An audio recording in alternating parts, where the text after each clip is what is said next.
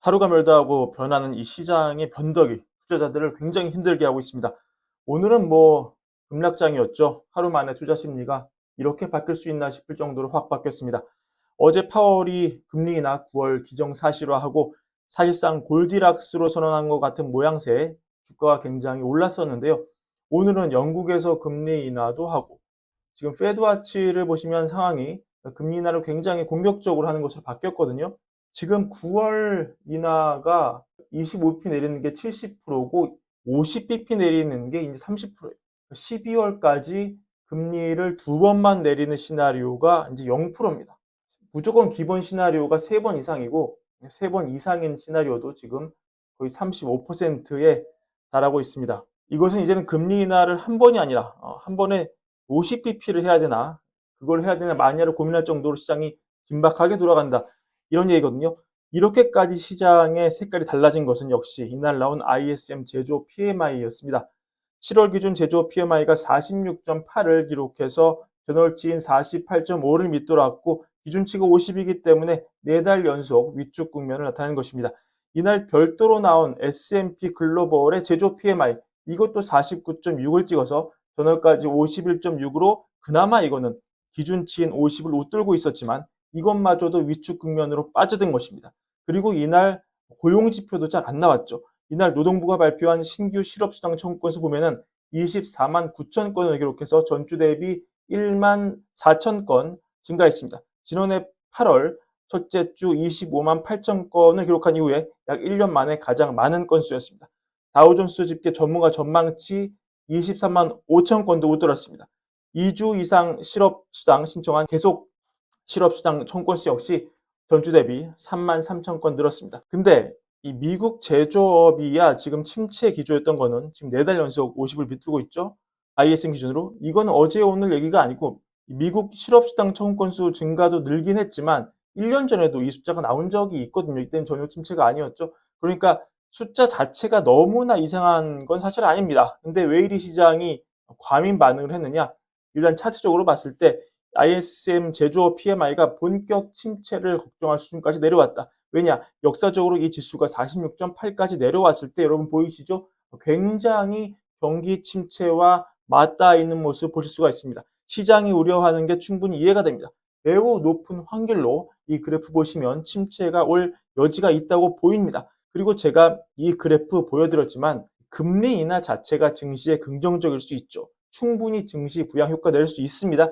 하지만 한 가지 전제가 있었습니다. 그게 뭐였죠, 여러분? 그렇습니다. 침체가 아니어야 한다는 것입니다. 침체를 동반한 금리 인하 때는 증시가 재미가 없었어요. 따라서 오늘 ISM 제조업 지수의 하락, 그리고 그와 맞물린 고용 지표의 하락, 이것은 제조업 경기가 급락하다 못해 침체를 자극하는 수준까지 떨어지고 게다가 이와 동반된 고용까지 부진하면서 침체를 동반한 금리 인하 국면이 벌어지면서 본격적으로 이것이 증시를 타격하는 최악의 시나리오를 시장이 가격에 반영했기 때문입니다. 그리고 이 시나리오는 충분히 현실에 벌어질 가능성이 높은 것으로 보입니다.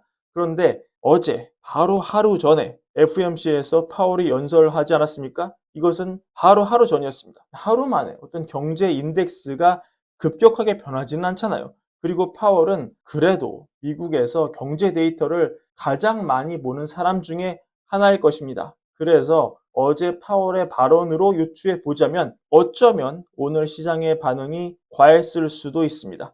어제 파월이 뭐라고 했습니까, 여러분? 어제 기자 중에 샵룰을 물어본 기자가 있었어요. 제가 샵룰 여러 번 설명드렸지만 이게 0.5를 찍으면 경기 침체 지표인데 지금 0.43이 나왔고 다음 달 실업률이 4.2%, 지금보다 0.1%포인트만 올라가면 지금 바로 0.5가 찍히거든요. 이 실업률 수치가 조만간 나옵니다. 파월이 근데 삽률 잘 안다고 했습니다. 그러면서 무슨 설명을 했습니까?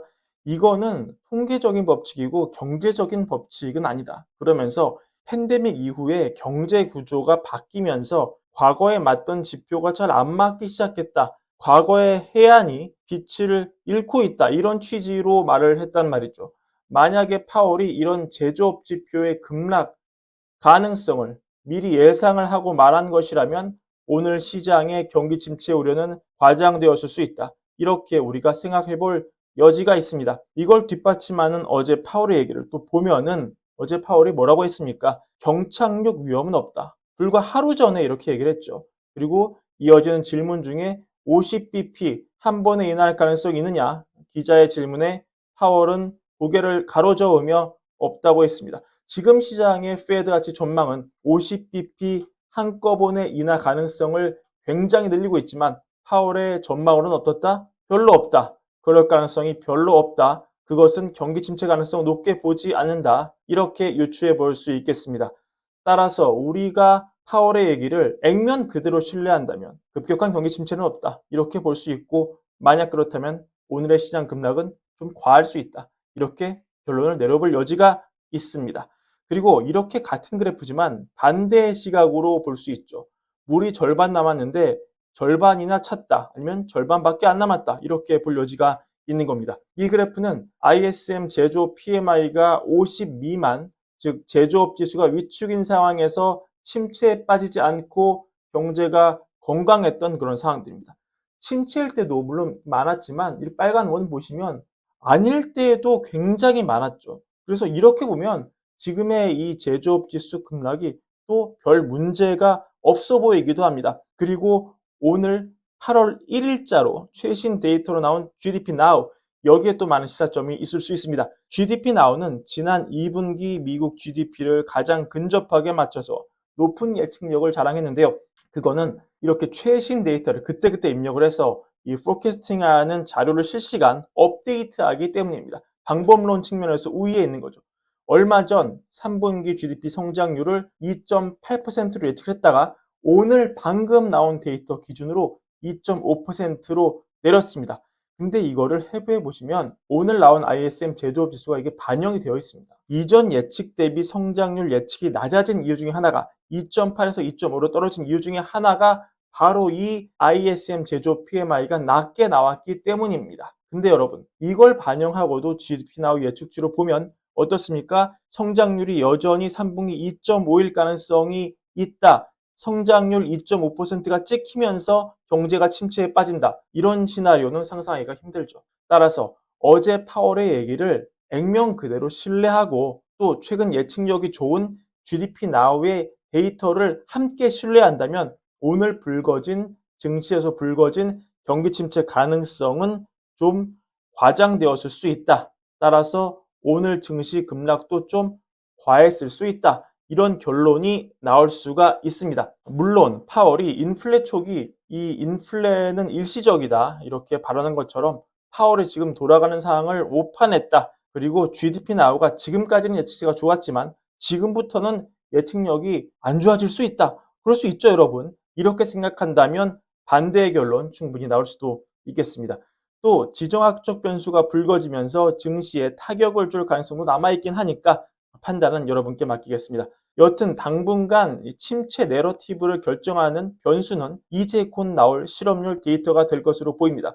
이게 전달 대비 급등해서 나온다면 이미 제가 아까도 설명해 드렸지만 전에 나온 4.1에서 0.1만 올라서 4.2%만 나와도 샵룰의 0.5에는 포섭이 되거든요. 이런 상황에서 실업률이 더 많이 올라서 이게 침체의 어떤 심리를 자극한다면 증시의 충격은 조금 더 갈 수 있다 이렇게 볼 수도 있겠습니다. 결국 증시도 심리로 움직이니까요. 오늘 준비한 불연배 영상은 여기까지입니다. 올걸브 구독과 좋아요도 함께 부탁드립니다. 감사합니다.